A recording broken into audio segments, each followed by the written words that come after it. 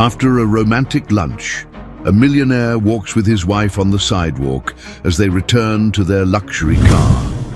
The woman bumps into someone and drops something on the ground when a little beggar girl approaches and says, "Sir, this fell from your wife's bag." She hands over a new luxury men's watch, accompanied by a romantic note. The millionaire, thinking it's a surprise gift for him, discreetly puts the watch back in his wife's bag and anxiously awaits the surprise. However, the day ends and nothing happens. The next day, the millionaire is completely shocked to find the same note in an unexpected place. The afternoon sun bathed the marble plazas of Midtown Manhattan in a golden light, making the glass of the skyscrapers glitter like mirrors. Edward Montgomery adjusted his Italian silk tie as he walked beside Isabella, his wife of 5 years. Lunch at Le Bernardin had been perfect, as it always was when he wanted to impress her with his generosity. At 52, Edward had built a financial empire based on trust in his partners, his employees, and his own ability to read people. It was this same trust that made him smile as he watched Isabella brush her blonde hair from her face in the wind. "You're particularly radiant today," he said, gently touching her arm. Isabella smiled, but Edward noticed something different in her green eyes, a subtle distraction she was trying to mask. "It's the effect of the champagne," she replied, her laugh a little too sharp. "You always pick the best restaurants." They were approaching the black Mercedes parked at the curb when the accident happened. A man in a dark suit, walking briskly in the opposite direction, bumped into Isabella with enough force to make her stumble slightly. Her Italian leather handbag slipped from her shoulder, and a few items scattered onto the sidewalk. "My apologies, ma'am," the man exclaimed, quickly helping her gather the objects. Edward noticed he avoided eye contact, keeping his face down as he handed the bag back to Isabella. "It was nothing," she replied, checking the contents of her bag with a slightly tense expression. The man hurried away, vanishing into the crowd of pedestrians. Edward was about to comment on the rudeness of people when a child's voice made him turn. Mr. Edward." It was Lucy, the 6-year-old homeless girl he knew from the area around his office. Her brown hair was tied back with a colorful scrunchie, and she wore a faded pink dress that had seen better days. Despite her difficult circumstances, her brown eyes always shone with an intelligence that impressed Edward. The girl ran up to him, holding something in her small hands. "Mister, this fell out of your wife's purse when that man bumped into her." Edward looked at what she was holding out to him, and for a moment, the world stood still. It was a navy blue velvet box with the golden logo of a famous Swiss jeweler. Inside, a gold Patek Philippe watch gleamed in the sunlight, accompanied by a small folded white card. "I saw it fall and I ran to get it," Lucy continued, with the sincerity only a child possesses. "I thought the lady didn't notice." Edward took the box with slightly trembling hands, feeling the weight of the expensive watch. Isabella was beside him, pale as a sheet, her eyes fixed on the object that was supposed to be secure in her handbag. "Thank you, Lucy," Edward managed to say, his voice sounding foreign even to his own ears. He pulled a $50 bill from his wallet and gave it to the girl. "You are a very smart and honest young lady." The girl beamed, thanked him, and skipped away, thrilled with the unexpected generosity. Edward discreetly opened the card while Isabella pretended to search for the car keys. The words, handwritten in elegant script, made his heart race. "For the man who makes my days brighter and my nights more special. With all my love and gratitude for every moment by your side, you deserve all the best life has to offer." Edward quickly closed the card, his mind racing to process the information. The watch was clearly expensive, the kind of gift one would only give to someone very special. And the note, the words were affectionate, intimate, full of love. Isabella finally found the keys, her hands shaking almost imperceptibly. "Shall we go home?" she asked, avoiding his gaze. Edward nodded, carefully placing the box in the inner pocket of his suit jacket. As they got into the car, a strange feeling washed over him, a mixture of confusion, curiosity, and something he couldn't quite define. Why would Isabella buy such an expensive men's watch? And why did she seem so nervous after the incident? As he navigated the congested streets of Manhattan, Edward decided he wouldn't mention his discovery. If it was a surprise, he didn't want to ruin the moment. But a small seed of doubt had been planted in his mind, and he couldn't stop thinking about the passionate words in the note and his wife's strange reaction. During the drive back home, Edward tried to maintain a normal conversation, but his words felt mechanical, even to him. Isabella remained unusually silent, staring out the window with a distant expression he had never seen before. The heavy Manhattan traffic gave him too much time to think, and his thoughts circled obsessively around the watch in his jacket pocket. "How was your morning?" he asked, trying to sound casual as he maneuvered between cars. "Normal," Isabella replied quickly, then seemed to realize her answer was too short. "I went to the salon, then met Marina for coffee. You know how she is, talked my ear off about the divorce." Edward nodded, but a part of his mind automatically catalogued the information.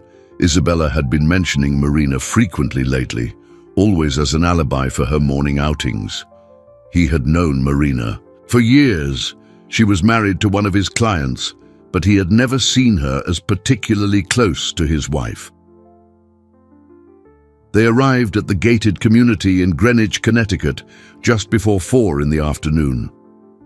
The two-story house, with its impeccably manicured garden and crystal-clear pool, had always been his sanctuary. Today, however, the familiarity of the place brought no comfort. "I'm going to take a shower," Isabella announced as soon as they entered, heading up the stairs quickly without waiting for a reply. Edward remained in the living room, listening to the sound of her heels on the hardwood floor above. He took the watch box from his pocket and opened it again, studying every detail. The Patek Philippe was a model he knew well. It cost upwards of $100,000. It wasn't the kind of impulse buy someone would make without careful planning. He reread the note, analyzing each word. The handwriting was definitely Isabella's. He recognized her elegant, slanted script. But something about the way certain words were formed bothered him. "For the man who makes my days brighter. Why not my husband or my love?" The subtle formality of the words contrasted with the intimacy of the gift. Edward stored the watch in a drawer in his private study, a room on the ground floor where he kept personal documents and valuables. He decided to wait. If it truly was a surprise for him, Isabella would eventually mention the disappearance of the gift or create a special occasion to present it. During dinner, he observed his wife discreetly. Isabella picked at her food, without appetite, answered his questions in monosyllables, and checked her phone constantly. When it buzzed for the 5th time in 10 minutes, Edward couldn't contain his curiosity. "Work?" he asked, nodding toward the phone. "Marina," Isabella replied quickly, but Edward noticed she didn't show him the screen as she usually would. "She's very anxious about her court hearing tomorrow." "I didn't know Marina had a hearing scheduled," Edward commented casually. Isabella paused for a fraction of a second, her fork halfway to her mouth. "It's a last-minute thing. Her lawyer managed to move it up." Edward nodded, but mentally he logged another inconsistency. Marina had mentioned just last week that her divorce had been stalled for months due to complications with the division of assets. After dinner, Isabella announced she was going up to read early. Edward remained in the living room, flipping through magazines without really reading them. Around 9 o'clock, he heard Isabella talking on the phone in their bedroom. Her voice was low, almost a whisper, but the tone was different, softer, more intimate than when she spoke with her friends. He walked silently up the stairs and stopped in the hallway. Through the slightly ajar door, he could catch fragments of the conversation. Can't be sure he saw. The girl came out of nowhere. I need to be more careful. A chill ran down his spine. Isabella was obviously talking about the afternoon's incident, but why would she need to be more careful? And who was on the other end of the line? The conversation ended abruptly, and he heard footsteps approaching the door. Edward hurried back down the stairs, pretending to be absorbed in a book when Isabella appeared in the living room. "I'm heading to bed," she said, kissing the top of his head, a gesture that was once affectionate, but now felt mechanical. "Good night." "Good night, love," he replied, watching her go up the stairs again. Edward stayed awake late, his mind replaying every detail of the day. The whispered phone call, the evasive answers, the nervousness after the watch was found. It was all starting to form a disturbing pattern. He thought of Lucy, the young homeless girl whose honest act had unleashed this avalanche of doubt. Tomorrow, he decided, he would find her to thank her again.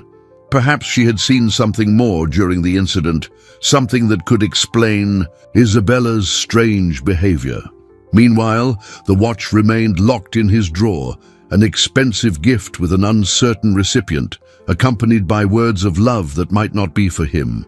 Edward fell asleep with the unsettling feeling that his perfect life was about to crumble, and that sunny afternoon had been just the beginning of a discovery that would change everything. Edward woke before his alarm after a night of fragmented sleep filled with confusing dreams. The morning light filtered through the linen curtains, creating soft patterns on the bedroom ceiling. Beside him, Isabella slept soundly, her face serene in contrast to the tense expression she had worn the car. Night before, he watched her for a few minutes, trying to reconcile the image of his beloved wife with the suspicions growing in his mind. In the bathroom, as he shaved, Edward studied his own reflection. At 52, he was still in good shape, but the lines around his eyes seemed more pronounced this morning. It was the face of a man who had built his life on trust, a trust that was now being tested in an unimaginable way. He went down to the kitchen and made coffee, using the quiet moments to organize his thoughts. He decided he would look for Lucy during his lunch break, hoping the girl could clarify some details about the previous day's incident. Isabella appeared an hour later, already dressed in a stylish outfit he didn't recognize. "You're up early," she commented, pouring herself a cup of coffee. "I wanted to let you sleep," Edward replied. "You seemed tired last night." "Too much work at the Institute," Isabella said, referring to the charity work she did for a non-profit. "We're organizing next month's fundraising gala." Edward nodded, but mentally questioned when Isabella had become so dedicated to her volunteer work. In recent months, she had mentioned the Institute with increasing frequency, using it to justify absences and vague commitments. "I have to leave early today," she continued, avoiding eye contact. "We have a meeting with the main sponsors." "What time will you be back?" "Not sure. It could be late." Isabella finished her coffee quickly and grabbed her handbag, a different one from yesterday. "Don't wait up for dinner."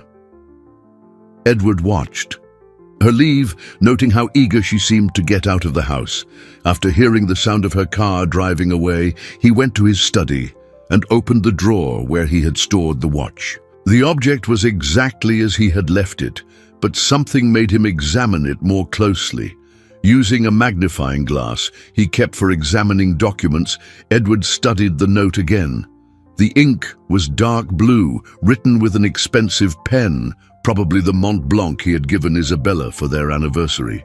But there was something almost imperceptible that bothered him. Tiny variations in the pressure of the script, as if the writer had been nervous or hesitant.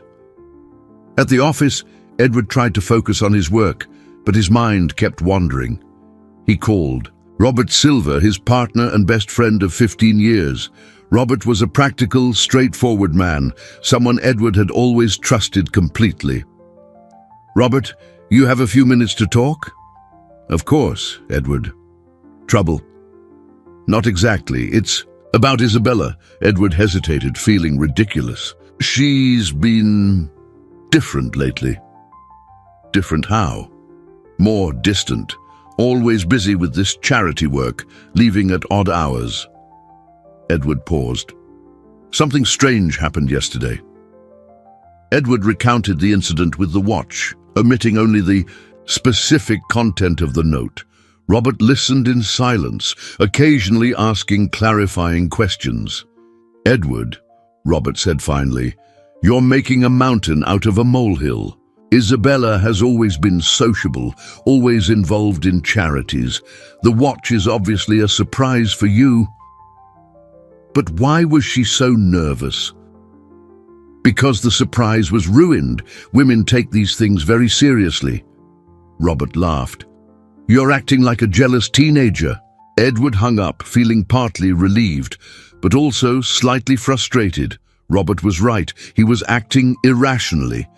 Maybe it really was just a botched surprise, and Isabella was simply upset at being found out. During his lunch break, Edward walked to the square near his office, where he often saw Lucy. The girl was sitting on a bench, sharing a sandwich with a boy even younger than her. "Lucy!" he called, approaching her. The girl looked up, smiling when she recognized him. "Mr. Edward, did you come looking for me?" "I wanted to thank you again for your honesty yesterday," he said, sitting down beside them. "You're a very special girl." Lucy smiled, but Edward noticed she seemed more tense than usual. "Mister, can I ask you something?" "Of course." "Is that lady really your wife?" The question was asked with the innocent curiosity of a child, but something in Lucy's tone made Edward pay close attention. "Yes, why do you ask?" Lucy exchanged a glance with the boy beside her. "It's just, I've seen her before, lots of times." "Where?" "Around here, always with a man in a nice suit. They talk very seriously, and sometimes she gets mad." Lucy hesitated. "I thought he was her brother or something." Edward felt his stomach clench. "What does this man look like?" "Tall, dark hair, wears glasses. He drives a black car like yours, but smaller." The description echoed vaguely in Edward's mind, but he couldn't place who it might be. "When was the last time you saw them together?" "Last week. They were arguing about something and she seemed really nervous." Lucy lowered her voice conspiratorially. "Mister, do you think she's in trouble?" Edward forced a reassuring smile. "I'm sure it's nothing, Lucy. Thank you for telling me." He gave her another $50 bill and walked back to his office, his mind in turmoil. Lucy's words confirmed his worst suspicions, but also raised new, disturbing questions. Who was the mysterious man, and why was Isabella meeting him in secret? Edward returned to his office with Lucy's words echoing in his mind. The description of the mysterious man, tall, dark hair, glasses, a smaller black car, created a vague but unsettling image. He tried to concentrate on his afternoon meetings, but his productivity was crippled by a growing anxiety. Around 5 o'clock, he decided to do something he had never considered before: discreetly investigate Isabella's habits. He called the house, but there was no answer. He tried her cell phone, which went straight to voicemail. An uncomfortable feeling settled in his chest. Where exactly was his wife right now? Edward remembered that Isabella kept an iPad at home, synced with her iPhone. If she was using location or messaging apps, he might find some answers. The thought of spying on his own wife made him feel wretched, but the need to know the truth was becoming overwhelming. He arrived home at 6:30 to find the house empty, as expected. In Isabella's study, A small room on the second floor she used for her personal projects. He found the iPad. To his surprise, the device wasn't password protected.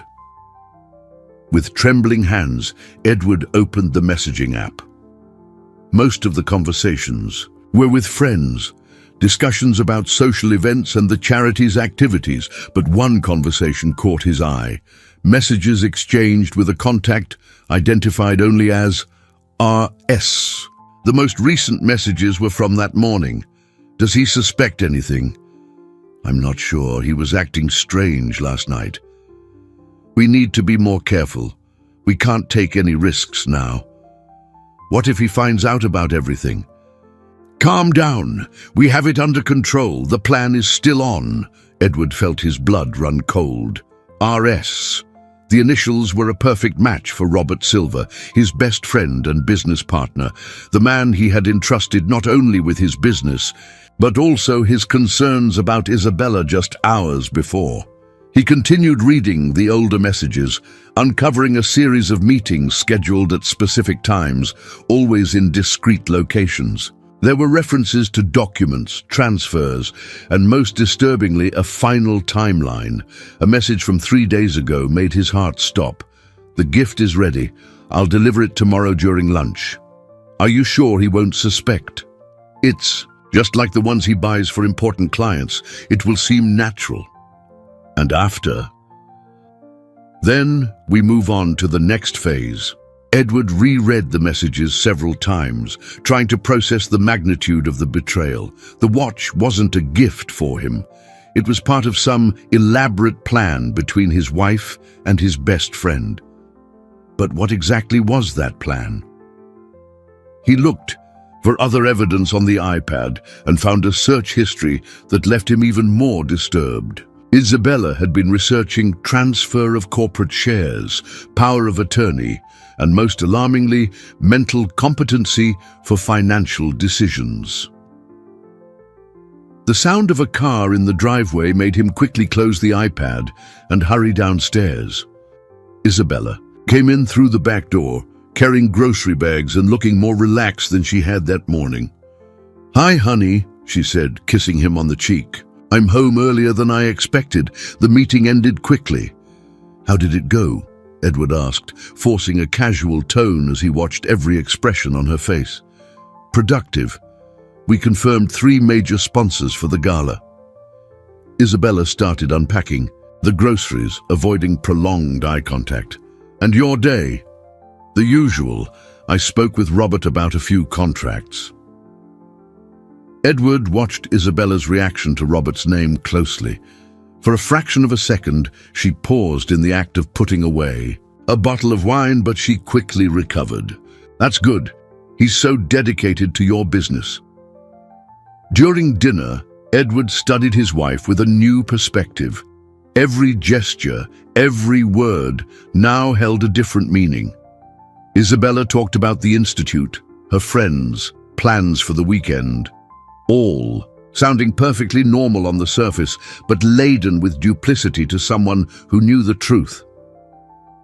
"You're quiet tonight," Isabella observed. "Just tired. It was a long day of meetings. Maybe you should delegate more to Robert. You trust him so much." The irony in her words was almost unbearable. Edward nodded, but inside he felt a mixture of rage and desolation. His wife was not only cheating on him, but doing so with the person he trusted most in the business world. After dinner, Edward locked himself in his study, trying to organize his thoughts. He needed more information before taking any drastic action. The messages on the iPad were damning, but they didn't fully explain the nature of Robert and Isabella's plan. He decided that the next day, he would conduct his own investigation. He needed to find out exactly what they were planning and how the mysterious watch fit into the larger scheme. The feeling that his life was being manipulated by the people he trusted most was crushing. But Edward knew he had to maintain his composure until he understood the full extent of the betrayal. Meanwhile, upstairs, he heard Isabella on the phone again, her voice low. This time, Edward didn't have the heart to go and listen.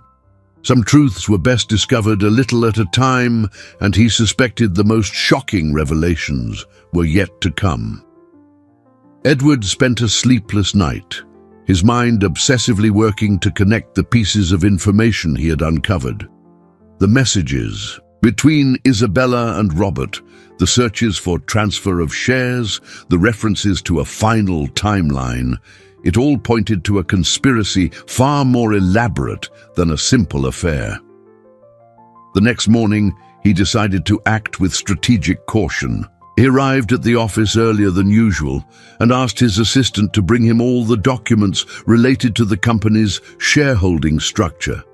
If Robert and Isabella were planning something involving his business, he needed to understand his exact vulnerabilities. As he reviewed the paperwork, Edward noticed something he had never before considered a problem. Robert had access to nearly all of the company's financial operations. As a minority partner, but an active manager, he could authorize transfers, sign contracts, and make decisions in Edward's absence. A specific detail caught his eye. 3 weeks ago, Robert had requested a broad power of attorney to negotiate with new European investors. Edward had signed it without hesitation, completely trusting his partner's judgment. Now that decision seemed dangerously naive. At 10 a.m., Robert walked into the office with his usual demeanor, smiling, confident, greeting Edward with the same firm handshake as always. But Edward now noticed details that had previously gone unseen. The way Robert avoided prolonged eye contact, how he constantly checked his phone, how he seemed eager to end their conversations quickly. "Edward, we need to talk about the proposal from the German investors," Robert said, entering the office without knocking. "What proposal?" "The one we discussed last week. They need an answer by tomorrow." Robert placed a folder on the desk. "It's an exceptional opportunity, 100 million euros for international expansion." Edward opened the folder and found detailed documents about a supposed German company interested in acquiring 40% of his firm. The paperwork looked professional, but something in Robert's urgent tone made him hesitate. "I don't recall us discussing this," Edward said carefully. "You've been preoccupied with personal matters. Isabella mentioned you've been stressed lately." Robert smiled, but Edward saw a subtle tension in his eyes. "So I took the initiative to do the preliminary analysis." The mention of Isabella sent a shiver down his spine. "You've been talking to my wife about my business?" "Just casually. You know how she worries about your well-being." Robert sat down, adopting a relaxed posture that contrasted with the urgency in his words. "Edward, this opportunity can't wait. If we don't decide today, they'll move on to the next candidate." Edward pretended to study the documents while his mind processed the implications. The sudden appearance of foreign investors, the pressure for a quick decision, Isabella's involvement, it all felt orchestrated, but he needed more time to fully understand the scheme. "It's a lot of money to decide on so hastily," Edward said. "I need my lawyer to review the contracts." "Your lawyer?" Robert seemed genuinely surprised. "Edward, we've worked together for 15 years.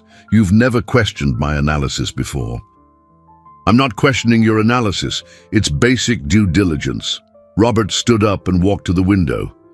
"You've been acting strangely since yesterday. Is something wrong?" Edward watched him closely.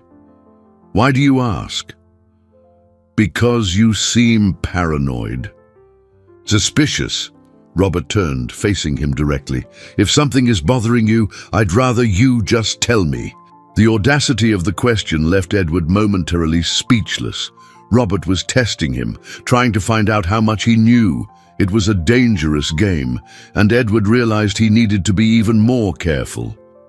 "I'm just being cautious," Edward replied. "The last few weeks have been intense." "Because of Isabella's strange behavior?" Edward felt a trap closing. "What strange behavior?" You told me yesterday she was being different, distant, going out a lot. Robert stepped closer. Edward, as your friend, I have to tell you something you might not want to hear. What? Isabella has been seen with other men, in restaurants, cafes, always very intimate, very close. Edward forced an expression of shock, but inside he felt a mixture of rage and admiration for Robert's nerve. He was trying to manipulate the situation, to make Edward believe the betrayal was Isabella's alone. Who told you this? Several people. Clients of ours, acquaintances. They didn't want to tell me, but they thought I should know to protect you. Protect me how? Robert hesitated for a moment, as if making a difficult decision. Edward, you know Isabella has access to your personal accounts, right? If she's involved with someone else, you could be at financial risk. The irony was staggering. Robert was warning him about financial risks while apparently masterminding his own fraud. It was an elaborate play, but Edward was beginning to see through the performance. You think I should protect your assets temporarily until you clarify the situation. Robert returned to the desk, tapping lightly on the documents. Coincidentally, these German investors could help. By transferring 40% of the company to them, you would create a legal firewall between your personal and business assets. There it was. Edward finally saw the full picture. Robert was using Isabella's supposed infidelity to convince him to transfer control of his company to investors who probably didn't even exist. It was a sophisticated con, planned for months, perhaps years. I need to think about all this, Edward said, keeping his voice neutral. Of course, but remember, time is of the essence. Robert collected the documents. The Germans expect an answer by tomorrow morning. After Robert left, Edward remained seated, feeling the full weight of the betrayal. His best friend and his wife were not just betraying him. They were trying to destroy him financially, meticulously, and ruthlessly. The discovery was both devastating and clarifying. Now he knew what he was up against. The question was, how could he protect himself without alerting the conspirators that he had discovered their plan? Edward left the office in the middle of the afternoon, claiming he felt unwell. He needed time to process everything he'd discovered and, more importantly, to develop a counter-strategy. Robert had planted the seed of urgency. The supposed German investors were expecting an answer by morning. It was a calculated pressure designed to keep Edward from thinking clearly. On his way home, he stopped at the square where he often saw Lucy. The girl was there as always, but this time, she seemed agitated. When she saw him approaching, she ran to him with a worried expression. "Mr. Edward, I'm so glad you came." "What happened, Lucy?" "Some men were here looking for me. They asked about you and your wife." The girl looked around nervously. "They told me not to tell anyone what I saw." A chill ran down Edward's spine. "What men? What did they look like?" "One was tall with glasses, just like the one I told you is with your wife. The other was shorter, very serious." Lucy lowered her voice. "They gave me money and said I could get in trouble if I kept talking too much." "Did they hurt you?" "No, but they scared me." "The man with the glasses said he knows you, that you're friends." Lucy hesitated. "Mister, are you in danger?" Edward knelt to the girl's level, placing his hands gently on her shoulders. "Lucy, you are very brave and very smart. I need you to promise me something. If those men come back, you hide, okay? And if anyone asks about me, you say you don't know me well." "But why?" "Because some grown-ups do bad things, and you have nothing to do with it." Edward pulled $200 from his wallet. "Take this, and take very good care of yourself. If you need anything, you know where my office is." Lucy nodded gravely, pocketing the money. "Mister, can I tell you one more thing?" Of course.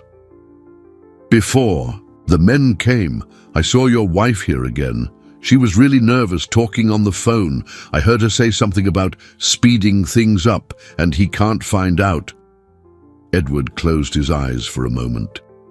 Robert and Isabella were escalating their efforts, likely sensing his growing suspicion. The veiled threat to Lucy showed they were willing to go to great lengths to protect their plan. At home, Edward found Isabella in the kitchen, preparing an elaborate dinner, something she hadn't done in months. She smiled when she saw him, but he noticed the tension behind her cheerful expression. "You're home early," she said, kissing him on the cheek. "I thought I'd make that risotto you love." "What's the special occasion?" "Can't a wife make something special for her husband?" Isabella laughed, but the sound was forced. "Besides, I got some good news today. The Institute secured a very generous sponsor for the gala." "What sponsor?" "A German company. They became interested in our work through mutual connections." Edward nearly choked on the water he was drinking. The mention of Germans was no coincidence. It was part of the narrative Robert and Isabella were weaving to lend credibility to their scam. Germans, how interesting. Robert mentioned today that he's also negotiating with German investors. "Oh, really?" Isabella paused in her stirring of the risotto. "What a coincidence." "Must be the same group. New York isn't so big that two different German companies would show up in the same week." Edward watched her reaction closely. "Maybe you can introduce me to them at the Institute's gala." They're very private. They prefer to keep their business dealings discreet." During dinner, Edward maintained a seemingly normal conversation, but every word was carefully calculated to test Isabella's reactions. She talked about the Institute, her friends, future plans, but her answers seemed rehearsed, as if she were following a script. "Robert suggested I make a quick decision about the investors," Edward commented casually. "He's always been very proactive in business." Isabella avoided looking at him directly. "Perhaps it would be wise to trust his judgment." "You think I should sign the contracts tomorrow?" "It's not my place to comment on your business." The answer was too quick, too automatic. "But Robert is your best friend. He would never do anything to hurt you." The irony of her words was almost unbearable. Edward nodded, feigning agreement, but inside he felt a mixture of sadness and determination. Isabella was actively encouraging him to fall into the trap, confirming she was a willing and conscious participant in the conspiracy. After dinner, Edward retreated to his study, claiming he needed to review some documents. In reality, he was planning his next move. He needed concrete evidence before taking any action, but he also knew that time was running out. He decided that the next day he would make a discovery that would change the game completely. There was something Robert had said about the Germans, urgency that didn't add up. No serious company would make a €100 million decision on a 24-hour deadline. It was time to dig deeper. Meanwhile, in the bedroom, he heard Isabella making another whispered phone call. This time, he managed to catch a few words. "Tomorrow morning, he's going to sign. Everything's according to plan." Edward clenched his fists, feeling a controlled rage build in his chest. They were celebrating prematurely, assuming he was too naive to notice the manipulation. It was time to show them they were gravely underestimating his intelligence. The night promised to be a long one. The next day, he would confront the truth, head on, and their lives, all of them, would change forever. The question was whether he could turn the tables before it was too late to save everything he had built. Edward arrived at the office at 7 a.m., 2 hours before Robert. He had a plan: find physical evidence of the fraud before the 9 o'clock meeting when he was supposed to sign the contracts with the German investors. His assistant hadn't arrived yet, giving him full access to the files without raising suspicion. He started in Robert's office, something he hadn't done in 15 years of partnership. Their mutual trust had always made cross-checking unnecessary. Now, that same trust seemed to have been his greatest vulnerability. Robert's desk was impeccably organized, as always, but Edward knew his friend well. He was too meticulous to leave obvious evidence in plain sight. He systematically opened the drawers, finding only seemingly normal documents until he reached the bottom left one. There, in a discreet folder, he found something that made his blood run cold. Copies of his own company's documents with signatures that looked like his, but which he was certain he had never made. Share transfers, changes to power of attorney, shifts in the corporate structure, all dated within the last 3 months. But the most shocking discovery was in a second folder. Dozens of photos of Isabella with different men in apparently intimate situations. The images were clearly staged, the angles too perfect, the expressions too exaggerated. It was a file of fabricated evidence of marital infidelity. Edward examined the photos with a magnifying glass, noting details that confirmed his suspicions. Inconsistent shadows, subtle differences in image quality that suggested digital manipulation. Robert had created an entire dossier of false proof to justify any drastic action Edward might take. Then he found something that made his world completely unravel. At the bottom of the folder was a handwritten note, not by Isabella but by Robert. It was a draft of the same romantic text that had accompanied the watch, with notes in the margins. Edward recognized the handwriting. Robert had been trying to imitate Isabella's script, practicing several times to get a convincing version. But there was more. A second sheet contained detailed instructions for the accident on the street. I to bump into E near Le Bernardin. At 3:30 p.m. Watch must appear to fall naturally. The child to be briefed beforehand. Edward felt a wave of nausea as he grasped the extent of the manipulation. Even his encounter with Lucy had been orchestrated. Robert had planted the watch in Isabella's bag, knowing she would accidentally lose it at the exact moment the girl would be there to return it. He continued reading the documents, discovering increasingly disturbing details. Robert had studied his habits, his routes, his schedules. He knew his emotional vulnerabilities and had crafted a plan to exploit them systematically. One note in particular made him tremble. E trusts people too much. Always rationalizes suspicious situations. Use this against him. The sound of footsteps in the hallway snapped him to attention. Quickly, Edward photographed the most critical documents with his phone and put everything back exactly as he had found it. When Robert entered the office, Edward was sitting at his own desk, pretending to review contracts. "Morning, Edward. Ready for the meeting with the Germans?" "Almost," Edward replied, forcing a normal tone. "Just finishing up some details." Robert approached, placing a new folder on the desk. "Great! They just confirmed. They'll be here at 9 sharp." Edward opened the folder, finding finalized versions of the contracts he had seen the day before. But now, knowing the truth, he could clearly see the legal traps hidden in the seemingly professional text. "Robert," he said carefully, "can I ask you a personal question?" "Of course. Do you think Isabella truly loves me?" Robert hesitated for a fraction of a second, a pause that confirmed all of Edward's suspicions. "Why do you ask?"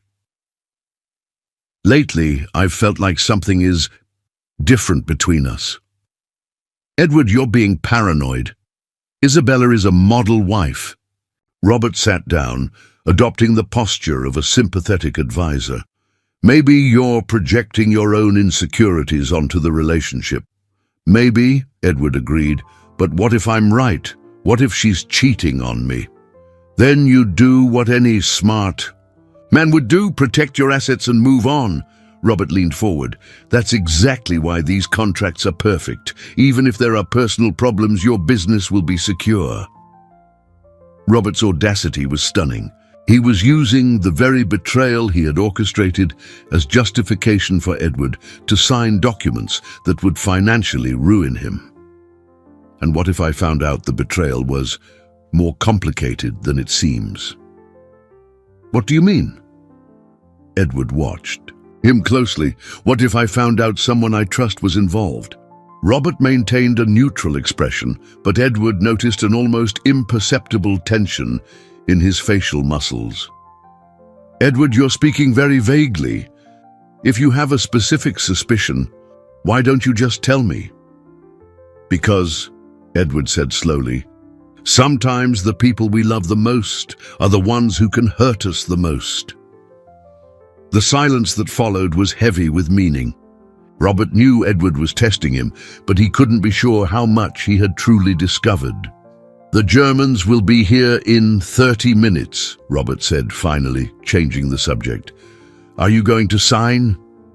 Edward looked at the contracts, then at the man he had considered his best friend for 15 years. The decision he made in the next few minutes would determine not only his financial future, but also how he would deal with the deepest betrayal he had ever experienced. I'll sign, Edward said. But first, I want to make a call. Robert smiled, clearly relieved. Of course, to your lawyer. No, Edward replied, picking up the phone. To my wife. I want her to be here to witness this important moment in my life. Robert's expression shifted subtly. He hadn't expected Isabella to be present for the signing. It was a variable that wasn't in his plan. Edward dialed the number, watching Robert closely as the phone rang. The game had completely changed, and now it was his turn to set the rules. Isabella arrived at the office 20 minutes later, wearing a chic outfit Edward didn't recognize. Her demeanor was studiously casual, but he could see the anxiety behind her forced smile. Robert greeted her with a kiss on the cheek that lasted a fraction of a second too long to be appropriate.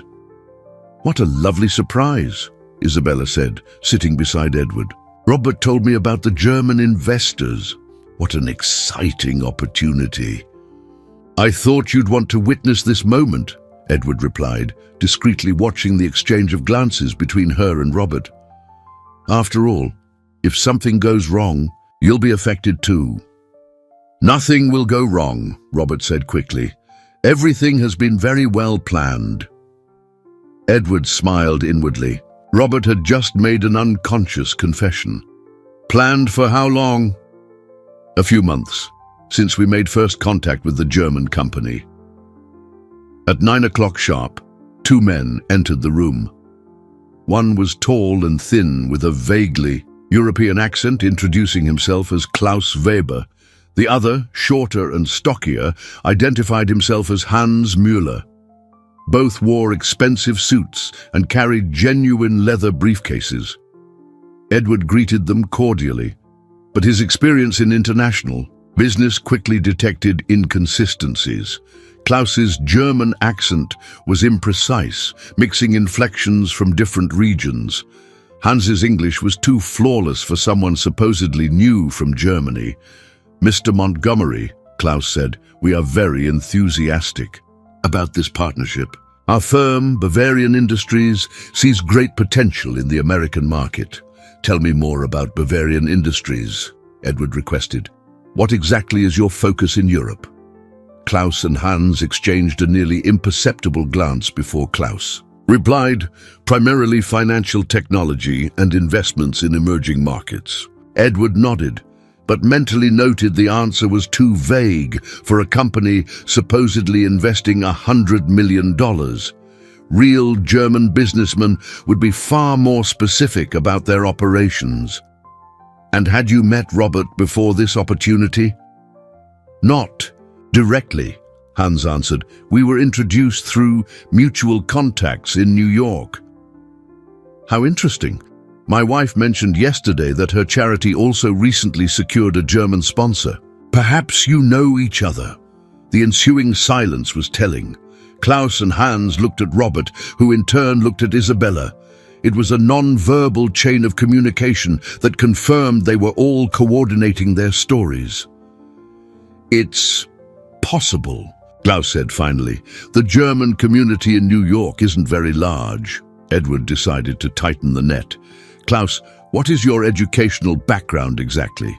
I've always been interested in German business schools.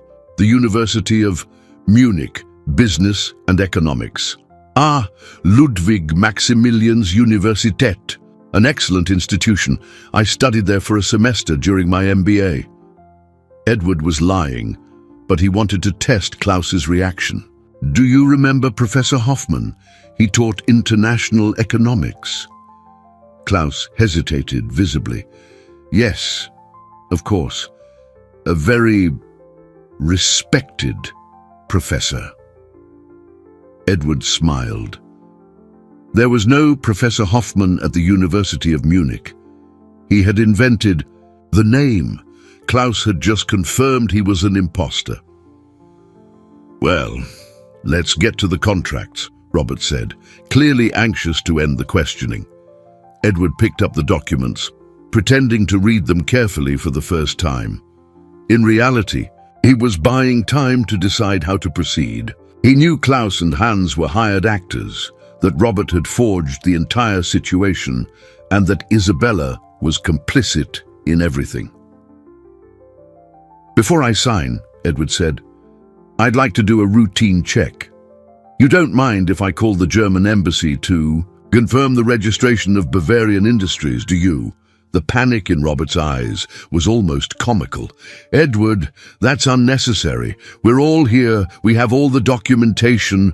It's just business protocol, Edward insisted, picking up his phone. It will only take a few minutes. Actually, Klaus said, standing up abruptly, we just remembered we have another engagement. Perhaps it's best we postpone the signing until tomorrow. What a shame, Edward said, also rising. I was so excited to finalize it today.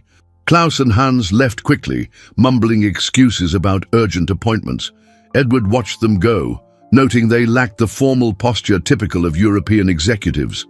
As soon as the door closed, Robert exploded. Edward, what the hell was that? You just sabotaged the deal. Sabotaged? I just asked a few basic business questions. You intimidated them with all that talk about embassies and background checks. Robert, Edward said calmly, don't you find it odd that serious investors would flee at the mere mention of a routine check? Isabella stood up, clearly nervous. Maybe they're just private. German businessmen can be very formal. Or maybe, Edward said, looking directly at Robert, they aren't really German at all. The silence in the room was deafening. Robert tried to maintain his composure, but Edward could see the desperation growing in his eyes. Edward, what are you implying? I'm implying that Klaus Weber never studied in Munich, because the Professor Hoffmann he claims to know doesn't exist. I'm implying that Bavarian Industries is probably as real as the romantic notes that fall out of wives' handbags. Isabella turned ghostly pale. Robert took a step back as if he'd been punched. You knew, Robert said slowly. How long have you known? Edward smiled sadly. Long enough to understand that my best friends are trying to destroy me. The question is why? The game had completely changed. Now Robert and Isabella knew they were exposed, and Edward had to be prepared for what came next. Desperate people were capable of extreme measures. Robert collapsed into a chair, running his hands over his face in a gesture of defeat. Isabella remained standing, but her legs were visibly shaking. The silence stretched for long seconds before Robert finally spoke. 15 years, he said, his voice laced with a bitterness Edward had never heard before. 15 years of being your junior partner, watching you make all the big decisions, take all the credit, while I did the heavy lifting. Robert, I always treated you as an equal. Equal. Robert laughed bitterly. Edward, you own 60% of the company. I have 40. You have the house in Greenwich, the beach house, the imported cars. I have a small apartment and a mediocre life. Edward felt as if he were seeing Robert for the first time. The man he had considered his best friend was revealing a deep-seated resentment, cultivated over years of silent envy. And you, Isabella. Edward turned to his wife. What's your excuse? Isabella finally found her voice, but when she spoke there was no trace of the sweet woman he had known. Do you really want to know the truth, Edward? Desperately. The truth is I married you for your money, and Robert offered me something better. Her voice was cold, calculating. He promised me half of everything we could take from you. The words hit Edward like physical blows. You knew each other before I met you? For 7 years, Isabella replied. Robert hired me to get close to you. I was a failed actress. I needed the money. The plan was for me to marry you. Wait, a few years so it wouldn't seem obvious, and then, she shrugged, divorce you for half of your assets. But then you realized you could take it all, Edward finished for her. The company is worth far more than your personal assets, Robert said. And you were always so trusting, so willing to believe in people. It was too easy. Edward stood and walked to the window. The view of Manhattan stretched out before him, the city where he had built his empire, where he believed he had found true love, and where he had discovered it was all an elaborate illusion. The watch, he said without turning around. You forged the note. You orchestrated the whole accident. The girl was a stroke of genius, Robert admitted. I knew you'd feel compelled to secretly return the watch so you wouldn't spoil the surprise. When you did, Isabella would act confused about where it was. And the gift, creating the perfect suspicion. And if I had asked you directly about the watch, Isabella would have said it was a surprise for your wedding anniversary, that she was saving it for the right occasion. Robert smiled cynically. We had answers for every scenario. Edward turned to face them. And the photos, the evidence of infidelity. In case you didn't buy the story about the Germans, Robert explained. If you refused to transfer the shares voluntarily, we would have used the photos to suggest Isabella was cheating and preparing for a ruinous divorce. You would have transferred the company to protect yourself.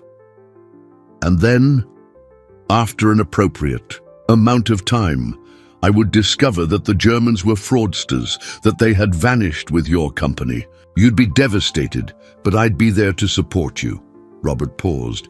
And eventually I'd offer you a partnership in a new company, which would actually be your current company, now under my control. The sophistication of the plan was stunning in its cruelty. Edward realized he had been studied, analyzed, and manipulated for years. Every affectionate gesture from Isabella, every piece of advice from Robert, every moment of apparent friendship had been calculated for this moment. Why now? Edward asked. Why not stick with the original plan for a divorce? Isabella and Robert exchanged a look. It was she who answered, because we fell in love, for real, and we didn't want to wait another 5 years living a lie. Besides, Robert added, the company is at its peak value. If we waited any longer, you might make decisions that would reduce our take. Edward absorbed the information, feeling a mix of nausea and admiration for the coldness of their calculations. And the girl, Lucy? You were willing to hurt her to protect the plan. No one was going to get hurt, Robert said defensively. She was just discouraged from talking about things she didn't understand. You threatened a 6-year-old child. We offered her money and asked for discretion, Isabella corrected. That's not a crime. Edward looked at these two people he had loved and trusted, seeing their true faces for the first time. Robert, consumed by envy and ambition. Isabella, cold and calculating, willing to sell years of her life for money. "And now?" Edward asked. "Now that I know everything?" Robert stood, regaining some of his composure. "Now you have a choice. You can try to expose us, but you have no concrete proof. It's our word against yours, or you accept reality. You divorce Isabella amicably, dissolve our partnership civilly, and we all move on without any unnecessary scandals." "And why would I do that?" "Because," Isabella said, her voice regaining that seductive tone Edward knew so well, "the alternative would be far more unpleasant for everyone, including you." It was a veiled but clear threat. Edward realized Robert and Isabella had planned for this contingency as well. They had cards up their sleeve they hadn't revealed yet. "I need time to think," Edward said finally. "Of course," Robert agreed, "but not too much time. Certain situations could get complicated if you take too long to decide." Edward watched them leave together, no longer bothering to hide their intimacy. When the door closed, he sank heavily into his chair, feeling the weight of 15 years of a false friendship and 5 years of a sham marriage. But there was one thing Robert and Isabella didn't know. Edward had recorded the entire conversation. On his cell phone, he now had full confessions from both of them. The game was far from over. Edward remained in his office late into the night, listening to the recording of the confession over and over. Every word from Robert and Isabella felt like a stab wound, but he knew he had a powerful weapon in his hands. The question was how to use it without exposing himself to the complicated situations Robert had mentioned. Around 10 p.m., he decided to go home. He needed to feign normality while he planned his next steps. On the drive, he stopped by the square where he used to find Lucy, but the girl wasn't there. A cold worry took hold of him. What if Robert and Isabella had done more than just discourage her? At home, he found Isabella in the living room, watching television with a glass of wine in her hand. She greeted him naturally, as if the devastating confession from that morning had never happened. "How was the rest of your day?" she asked, her voice laced with false concern. "Productive," Edward answered, watching her closely. "I thought a lot about our conversation. And did you reach any conclusions?" "A few." Edward poured himself a whiskey, needing the alcohol to face another night of theatrics. "Isabella, can I ask you something?" "Of course. At any point during these 5 years, did you feel anything real for me? Anything at all?" Isabella paused, her glass halfway to her lips. For an instant, Edward saw something that might have been regret flash across her face. "Edward, don't make this harder than it has to be. Just answer the question. Did you feel anything?" "I felt gratitude. You were always kind to me. You were never cruel or violent like other men I've known." She lowered her eyes. "If circumstances had been different, but they weren't." "No, they weren't," Edward nodded, feeling a bitter sense of closure. At least she had been honest this time. The next morning, Edward woke with renewed determination. First, he needed to find Lucy and make sure she was safe. Then, he would develop a strategy to protect his assets and expose the conspiracy. He arrived at the square early, but again he didn't find the girl. He asked some of the other homeless people, who told him Lucy hadn't been around for 2 days. Edward's concern turned to panic. It was then that he heard a small voice call his name. "Mr. Edward." He turned and saw Lucy running toward him. But she wasn't on the street. She was coming from inside a small church near the square. The girl looked scared but unharmed. "Lucy, where have you been? I was worried sick." "I hid in the church," she said, hugging him. "Father John let me sleep there after those men came back. They came back the night before last. This time they were really angry, saying I had to stop talking to you or—" Lucy hesitated, clearly frightened. "Or what? Or something bad would happen to me." Tears began to well up in the girl's eyes. "Mister, I'm scared." Edward knelt beside her, a protective rage building in his chest. "Lucy, you've been so brave, but now I need you to be even braver." "How? Will you help me prove that these men are bad people?" Lucy nodded gravely. "Did they hurt you?" "Not yet, but they've hurt other people, and they might hurt more if we don't stop them." Edward carefully explained what he needed. Lucy was an exceptionally intelligent child and quickly grasped the situation without being frightened by the darker details.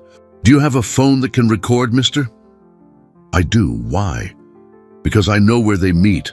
I saw them talking near the bank yesterday, thinking I wasn't watching." Lucy smiled with determination. "I can get real close without them seeing. I'm small and I know how to hide." Edward hesitated. The thought of putting a child at risk terrified him, but he also recognized that Lucy had her own reasons for wanting to help. Robert and Isabella had threatened her, making her a victim of their greed. "It's dangerous, Lucy." "Mister, I've lived on the streets for 2 years. I know what real danger looks like." She looked at him with eyes that seemed far too old for her age. "They scared me, but bad people always try to scare the ones who can tell the truth about them." The girl's wisdom impressed him. "What if they see you?" "They won't. I know all the hiding spots around here." Lucy paused. "Besides, you're the only person who's ever been nice to me without wanting something. I want to help." Edward felt an intense emotion, a mix of paternal protection and admiration for the girl's courage. In his darkest hour, when the people he trusted most had betrayed him, an abandoned child was willing to risk her safety to help him. "All right," Edward said finally, "but on one condition. At the first sign of danger, you run. Promise?" "Promise." Edward gave her an old cell phone he kept in his desk drawer, already set up to record. He explained how to use the basic functions, and they arranged a meeting point for the late afternoon.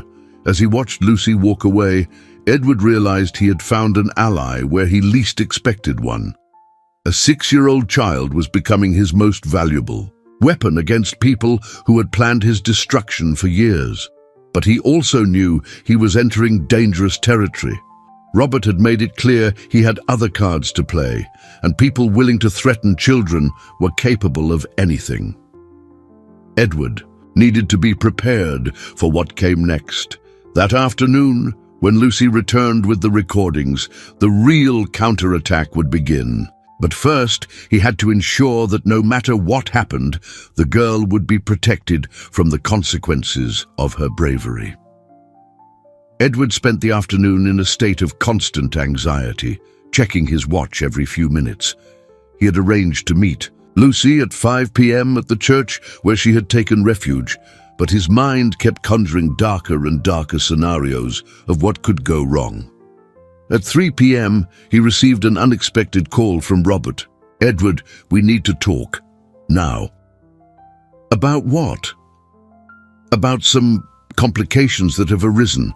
Can you come to my office?" Edward hesitated. "What kind of complications?"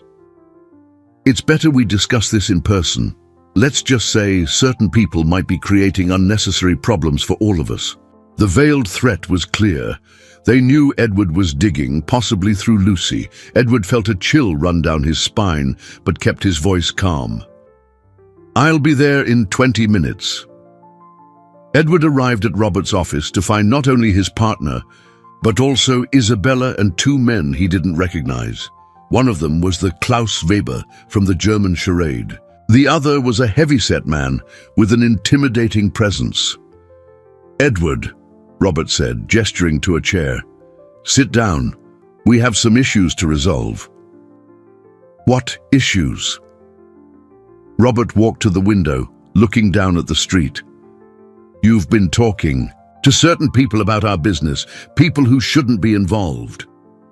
"I don't know what you're talking about." "A street kid, very young, very curious." Robert turned, his eyes as cold as ice. "She's been asking questions, watching places. She shouldn't be." Edward forced a look of confusion. "Robert, what the hell are you talking about?" "Edward," Isabella intervened. "We know you gave the girl money and a cell phone. Our friends saw you with her this morning."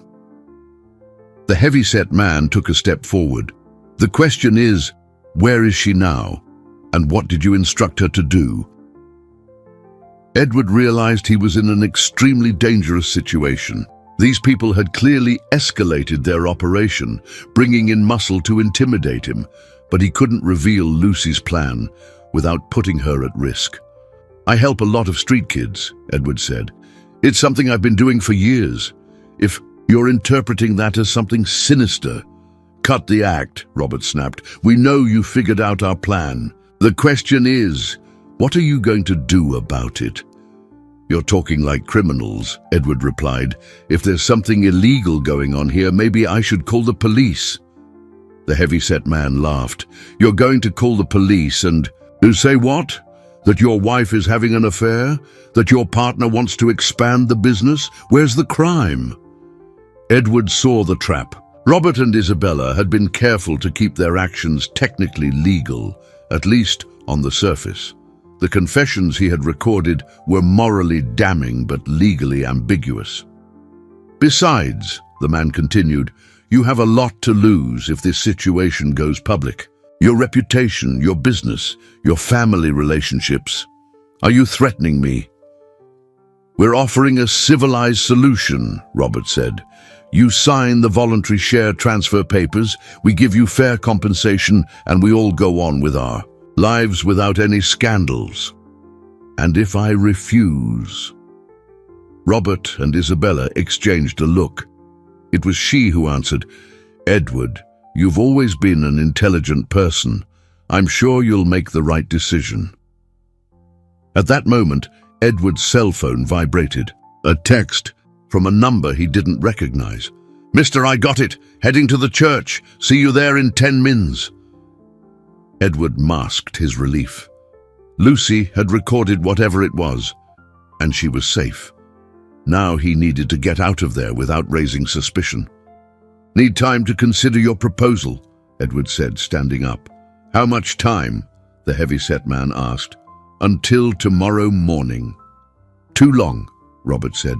"You have until 6 o'clock tonight." Edward glanced at the clock. It was 4:40. "That's less than an hour." "Enough time for a simple decision," Isabella replied. "Yes or no?" Edward realized they were accelerating everything because they knew he had discovered the plan. They probably feared he would have time to take protective measures if he had a longer deadline. "Fine," Edward agreed. "At 6, I'll give you my answer." Edward left the office, feeling their threatening gazes on his back. In the hallway, he pretended to check messages while actually sending a quick one to Lucy. "Change of plans. Meet me at the police precinct on 51st Street in 30 minutes. It's urgent." He had to get to Lucy before Robert's thugs found her. If the girl had truly managed to record compromising evidence, her life could be in danger. During the drive to the precinct, Edward made a decision. It didn't matter what happened to his business or his reputation. He would not allow an innocent child to be harmed by the greed of adults. At 5:15, Lucy appeared at the entrance of the police station, running to Edward with a triumphant smile on her small face. "Mister, I got it. You won't believe what they said." Edward knelt beside her, checking to make sure she hadn't been followed. "Are you okay? Did anyone see you?" "I'm great, and I got a lot recorded." Lucy handed him the phone, her eyes shining with excitement. "They talked about way more than you can imagine." Edward took the phone, feeling like he was about to discover the full extent of the conspiracy against him. But first, he had to ensure Lucy was completely safe. "Lucy, we're going inside the station. There are some people who need to hear what you've recorded. Are we going to arrest the bad men?" Edward smiled for the first time in days. "We're going to try, kiddo. We're going to try." Inside the precinct, Edward and Lucy were met by Detective Henry Santos, a middle-aged man with a serious expression and intelligent eyes. Edward briefly explained the situation, omitting only the most complex details to shield Lucy from unnecessary information. "Do you have evidence for these allegations?" the detective asked. Edward handed over his own cell phone with the recording of Robert and Isabella's confession, and then the phone Lucy had used for her secret investigation. The detective connected the devices to a sound system and began playing the recordings. The first recording, the confession from Robert and Isabella, was already devastating, but what Lucy had managed to capture surpassed all of Edward's expectations. Robert's voice came through loud and clear in the detective's office. "The share transfer is already prepared. As soon as he signs, we'll have total control of the company. The forged documents for Bavarian Industries are perfect. Not even a forensic auditor could spot it." Then Isabella's voice. "And what if he refuses completely? What if not even the threats work?" "Then we use Plan B," Robert answered. "We have enough fabricated evidence to suggest Edward is having a mental breakdown. Forged medical documents, paid off witnesses. We get him committed to a psychiatric facility, claiming he's a danger to himself." Edward's blood ran cold. They had planned not only to steal his company, but to destroy his freedom and his sanity. The recording continued with Robert detailing the plan. "Dr. Miranda is already on board. He'll sign whatever reports we need. With Edward committed, Isabella will have full power of attorney over all his assets." "And the girl?" asked a third voice, likely one of the thugs. "The girl is a problem," Robert answered coldly. "She's seen too much, knows too much. She needs to disappear permanently." Edward looked at Lucy, who was listening with wide eyes. Even in her innocence, she understood that these people were planning to seriously harm her. Detective Santos paused the recording. "That's enough for immediate arrest on charges of conspiracy, fraud, forgery, and threatening a minor. Is there more?" "Much more," Edward said, still processing the full extent of Robert and Isabella's malice. The recording revealed shocking details. Robert had forged Edward's signature on dozens of documents over the months. He had bribed clerks at the records office to file fraudulent transfers. He had even bought the silence of major clients so they wouldn't question sudden changes in the corporate structure. But perhaps most disturbing was the coldness with which they discussed Edward's fate. Isabella suggested that, even after they got everything they wanted, Edward couldn't be released from the psychiatric facility. "He knows too much," her voice said on the recording. "If he gets out, he'll come after us. It's better if he remains institutionalized indefinitely." "Are you suggesting?" Robert asked. "I'm suggesting that some problems solve themselves when people are left in mental institutions for too long," Isabella replied with a chill that made Edward realize he had never truly known her. The detective switched off the equipment and looked at Edward with a grave expression. "Mr. Montgomery, these people planned not just to steal your company, but to completely destroy your life, and the threat against the minor is extremely serious." "What can we do?" Edward asked. "We need to act fast. They gave you an ultimatum until 6 o'clock, correct? It's 5:40 now. We'll use that to our advantage." The detective laid out the plan. Edward would return to Robert's office at 6 sharp, pretending to agree to their demands. Meanwhile, officers would be positioned strategically. The moment Edward gave the signal, tapping his cell phone twice, they would raid the office and arrest everyone involved. "And me?" Lucy asked. "You stay here, where it's safe," the detective said gently. "You've already done your part, little hero." Edward knelt beside Lucy, taking her small hands in his. "Lucy, you were braver than any adult I know. You saved not only my life, but probably the lives of other people they might have hurt in the future. Mister, after we arrest the bad men, are you going to be okay?" Edward smiled, feeling an intense emotion. "I'm going to be better than okay, Lucy. And do you know why?" "Why?" "Because I discovered that family isn't about people who share the same blood or get married. Family is about people who truly care about each other." Edward paused, the next words coming straight from his heart. "Lucy, would you like to be my real daughter?" The girl's eyes filled with tears. "You want to adopt me?" "More than anything in the world." Lucy threw herself into Edward's arms, hugging him tightly. Yes, I want to be your daughter." Detective Santos watched the scene with a smile, but soon resumed his professional tone. "Mr. Montgomery, it's time. Remember, act normal. Get them to verbally commit to the threats, and give the signal when you're ready." Edward stood, kissing Lucy's forehead. "Stay here with the detective. When I come back, we'll start our life as father and daughter."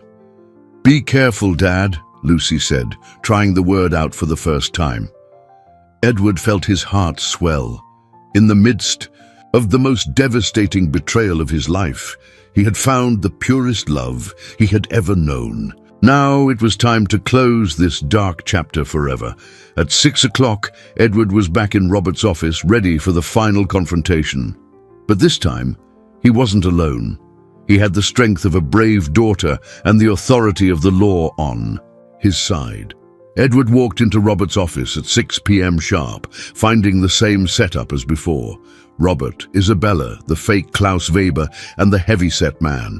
They all watched him with tense expectation as he approached the desk where the transfer documents were laid out. "Punctual as always," Robert said with a smile that didn't reach his eyes. "I trust you've made the sensible decision." "I have," Edward replied, picking up the documents.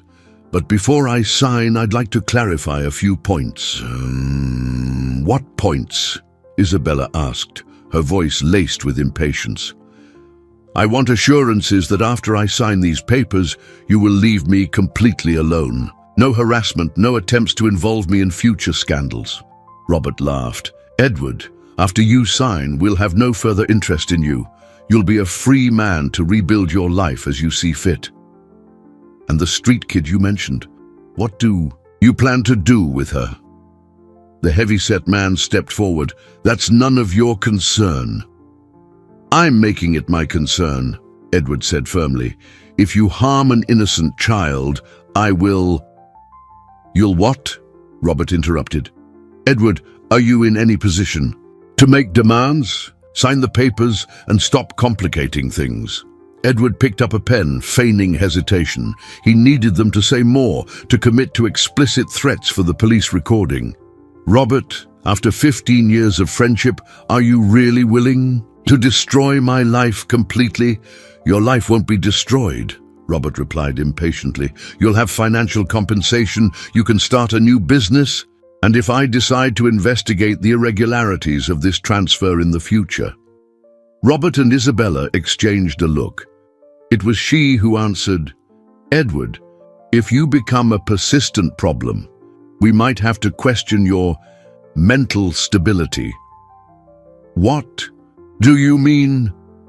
"Well," Robert said, stepping closer, "a man who makes paranoid claims about conspiracies, who accuses his own wife and best friend without evidence, who sees problems where none exist, that man might need professional help. Are you suggesting you'd have me committed?" "I'm suggesting that people with persecutory delusions sometimes require specialized care," Robert answered coldly.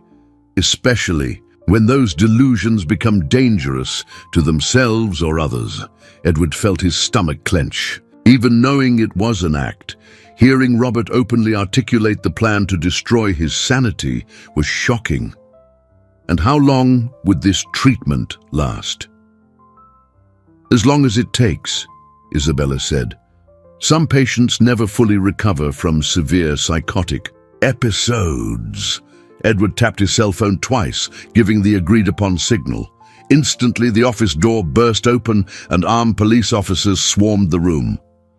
"Police! Everyone on the ground! Hands behind your heads!" Chaos erupted. Robert tried to bolt for the window but was quickly subdued. Isabella stood frozen, her face as white as a sheet. The fake Klaus Weber tried to slip into a flawless American accent, but he was cuffed before he could spin any new story. The heavy-set man was the only one who offered physical resistance, lunging at an officer before being overpowered and handcuffed. Detective Santos entered right after his officers, addressing Edward directly. "Did you get everything we needed?"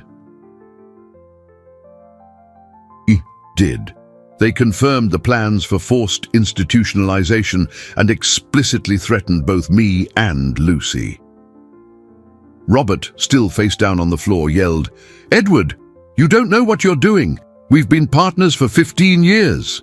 Our partners don't plan to destroy each other's sanity," Edward replied calmly. Isabella, as she was being lifted to her feet by the officers, stared at Edward with a mixture of rage and despair. "You recorded everything, didn't you? From the very first day. From the day a 6-year-old girl showed me who you really are. A child," Robert exploded. "You destroyed a 15-year partnership over some street kid. Damned. I destroyed a 15-year lie because of a girl who showed more honesty and courage than any of you," Edward corrected. As the prisoners were led away, Detective Santos explained the next steps. "With the recordings we have, we'll get convictions for conspiracy, fraud, forgery, threatening a minor, and attempted false imprisonment. They're facing years in prison. And my company, all fraudulent documents will be voided. You will regain full control of your assets, and Dr. Miranda, mentioned in the recordings, is already under investigation for medical fraud." Edward felt an immense weight lift from his shoulders. For the first time in weeks, he could breathe freely. "Can I see Lucy now?" "Of course. She's waiting anxiously for you." Edward returned to the precinct, where he found Lucy asleep in a chair, hugging a teddy bear some officer had found for her. As he approached, she woke up and ran into his arms. "Dad, did we get the bad men?" "We got them, sweetheart, all of them." "And now are we going home?" Edward looked at the brave little girl who had saved his life and given him something far more valuable than any company, a real family. "Now we're going home, daughter, to our home." Leaving the precinct with Lucy in his arms, Edward realized he had lost a fake wife and a treacherous friend, but he had gained a true daughter and a second chance to build a family based on genuine love. 6 months later, Edward and Lucy walked into Le Bernardin, the same restaurant where it had all begun. But this time, the atmosphere was completely different. Lucy wore a new light blue dress. Her hair was tied back with a satin ribbon, and her eyes shone not with the caution of a street kid, but with the confidence of a beloved and protected child. "Dad, can I have the salmon?" she asked, studying the menu with seriousness. "You can have whatever you want, princess," Edward replied, smiling as he watched how she had adapted to her new life. In the past few months, Lucy had demonstrated exceptional intelligence at the private school where he had enrolled her, impressing teachers with her learning ability and determination. The adoption process had been finalized the previous week. Lucy was now officially Lucy Montgomery, with a birth certificate, school records, and most importantly, a safe and loving home. "Dad," Lucy said, putting the menu aside, Do you remember what Isabella used to say about this restaurant? Edward paused, surprised by the mention. What did she say? That it was a place to celebrate important things. Lucy smiled. She was right, but she was celebrating the wrong things. The girl's wisdom continued to astound Edward. Now 7, Lucy had developed a perception of human relationships that many adults never achieve. The waiter approached, the same one who had served them on that fateful afternoon 6 months ago. He recognized Edward and smiled warmly. Mr. Montgomery, it's a pleasure to see you again, and this must be the daughter we've heard so much about. Yes, Edward said with obvious pride. This is Lucy, my daughter. After they ordered, Edward looked around the restaurant, recalling how he had felt that afternoon when he discovered the watch in Isabella's handbag. It felt like a lifetime ago. What are you thinking about? Lucy asked, noticing his distant expression. I was thinking about how much life can change in a matter of weeks. 6 months ago, I thought I knew exactly who the most important people in my life were. And now, now I know that real family has nothing to do with marriage contracts or business partnerships. It has to do with people who genuinely care about each other. Lucy nodded gravely. Like how you cared about me even when I was just a street kid asking for change. You were never just a street kid, Lucy. You were always special. It just took me a while to realize how much. During lunch, they talked about future plans. Edward had completely restructured his company, implementing stricter controls and promoting employees based on merit and integrity, not just charisma. His business was thriving again, but now he had a different perspective on success. Dad, can I ask something about Robert and Isabella? Edward hesitated. They rarely spoke of the traumatic events, always focusing on the positive future. You can ask. Do you miss them, even after what they did? The question touched on something Edward had been avoiding examining too deeply. I miss the people I thought they were. I miss the friendship I thought I had with Robert, the marriage I believed I had with Isabella. But those people never really existed. That's sad, Lucy observed. It is, but you know what I learned? Sometimes you lose fake things to gain real things. If Robert and Isabella hadn't done what they did, I never would have discovered that the most important thing missing in my life was a daughter. Lucy beamed, her eyes filling with happy tears. And I never would have discovered that there are grown-ups who protect kids instead of hurting them. After lunch, they walked along the same sidewalk where the accident had happened. Edward stopped at the exact spot where Lucy had run up to him with the watch in her hand. This is where our family began, he said, kneeling beside her. This is where you saved me, Lucy corrected. Actually, I think you saved me. They stood there for a few minutes, father and daughter, watching the people hurry past on the sidewalk. Edward thought about how that simple afternoon had been the catalyst for the most important transformation of his life. Dad, Lucy said eventually, can we go home now? I want to show you my math homework. Of course, Princess. As they walked back to the car, Edward realized he had found something he didn't even know he was looking for: true purpose. His company was still important, his business was still thriving, but now all of it was just a means to something much greater, giving Lucy every opportunity she deserved.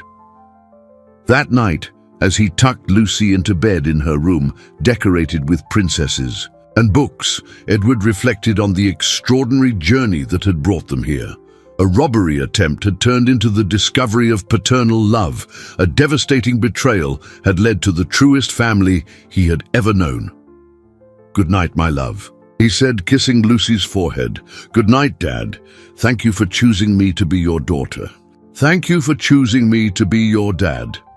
Edward went downstairs in his house, which now truly felt like a home, knowing he had found something more valuable than any luxury watch or bank account.